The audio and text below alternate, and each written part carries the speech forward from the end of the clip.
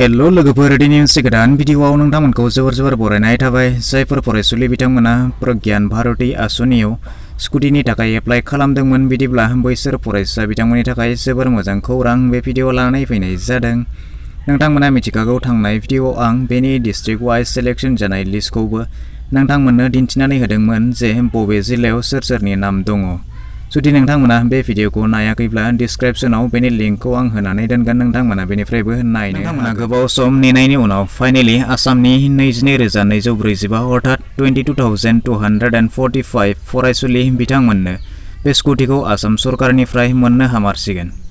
दिनै अर्थात 20 डिसेम्बर 2020 अक्ट'आव कामरुप आरो कामरुप मेट्र' मोननै जिल्लायाव बे स्कुटिखौ राननाय जागोन आरो बाखि जिल्लाफोरनिखौबो राननाय जागोन। नाथाय माब्ला राननाय जागोन गासैखौबो फोरमायलांगोन। बे आसनिनि थाखाय आसाम सरकारा बेसेबां रां खरसा खालामदों गासैखौबो फोरमायगोन। बिदिब्ला अन्नानै भिडिअखौ जोबजासिमल' नाय। नोंथाङा गावनि रावजों latest update, informative, educational, knowledgeable video मोननो थाखाय अन्नानै चेनेलखौ साबस्क्राइब खालामनानै लादो।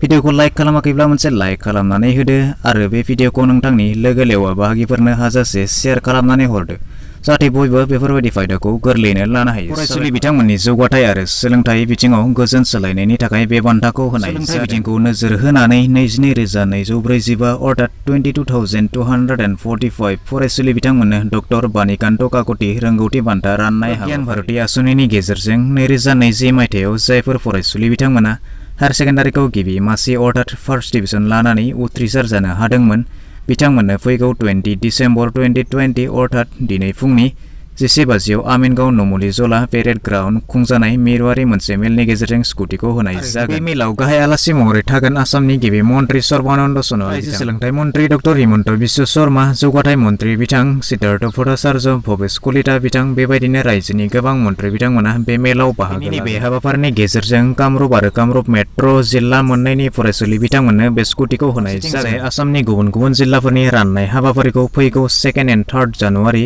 2021 खालाराव मोनफ्रोम जिल्लायाव मोनफा मेलनि गेजेरजों फरायसुलि बिथांमोननो होनाय जागोन। मोनसे खोथाखौ नोंथांमोननो फोरमायखानानै होनो सानदों जे सरकारा स्कुटिखौ होगोन थिगानो, नाथाय नोंथांमोनहा एसे रां खरसा जानो हागौ। स्कुटिखौ न'सिम लांनायनि एबा बिदिनो बायदिसिना फिसा बिला रां नांगौ जानो हागौ। स' बेखायनो एसेसो रां जगार खालामनानै लांखानाया गोनां जागोन होननानै आं नोंथांमोनखौ सरकारा गासै 22,245 सा फरायसुलि बिथांमोननो बे स्कुटिखौ होनाय जागोन।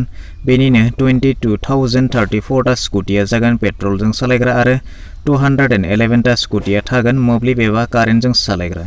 बेबायदिनो गासै स्कुटिनि अनजिमाया जागोन 22,245। नाथाय मानो थाखाय पेट्रल इन्जिन आरो कारेन्ट इन्जिन बेनि गुबै खौरांखौ मिथिनाय जायाखै आरो बेनि थाखाय सरकारा खरसा खालामदों 144.3 कौटि थाखा। थ' बिदिब्ला बेवहाय नोंथांमोना नुनो मोनदों सरकारा गासै रां खरसा खालामदों 144.3 कौटि। भिडिअ बेखिनियानोसै, आसा खालामो नोंथाङा भिडिअखौ नायनानै गासैखौबो बुजिबाय जानांगौ। जुदि मायाबाफोर डाउट थाबावबायब्ला नोंथाङा कमेन्ट सेक्सनाव फोरमायहरनो हागोन। भिडिअखौ नायनानै मोजां मोनबायब्ला मोनसे लाइक खालामदो, गाज्रि मोनबायब्ला डिसलाइक खालामदो। जुदि चेनेलाव गोदानै नायगासिनो दङब्ला अन्नानै चेनेलखौ साबस्क्राइब खालामनानै लानोबो दाबावगारदो।